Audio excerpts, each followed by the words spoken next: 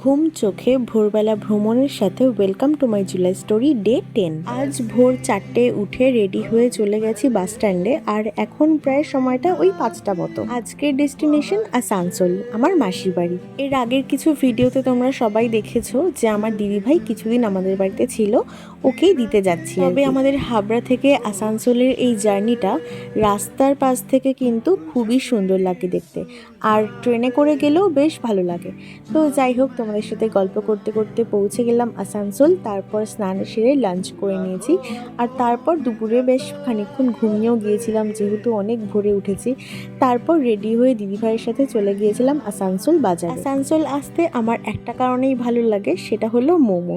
এখানে মোমোর দাম অনেক কম আমাদের হাবড়ার তুলনায়, আর খেতেও ভীষণ ভালো হয়। আর এখানে না অনেক ভ্যারাইটি রকমের মোমো পাওয়া যায় একদম ফুটপাতে, মানে যেটাকে আমরা স্ট্রিট ফুড বলি। তবে শুধু মোমো নয়, এখানের ফুচকাও ট্রাই করেছি আর চিকেন পকোড়াও ট্রাই করেছি।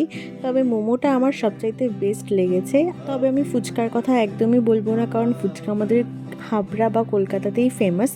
যাই হোক, তবে এখানের মোমোগুলো সত্যি ভীষণ টেস্টি হয়। আর এখানে steam momo, fried momo, pan fried momo, chilli chicken momo, মানে অনেক ভ্যারাইটি রকমের মোমো পাওয়া যায়, আর সবগুলোই 10 পিস করে দেয়। আমরা এখানে 3 রকম মোমো ট্রাই করেছি, স্টিম মোমো, কুরকুরে মোমো আর চিলি চিকেন মোমো। আর আসার পথে এই গুরুদুয়ারাটা নজরে আসলো, তাই জন্য একটু দাঁড়িয়ে ভিডিও নিয়ে নিয়েছি। আর তারপর বাড়িতে এসে আর ডিনার কিছু করিনি, সোজা বিছানা করে শুতে চলে গেছি।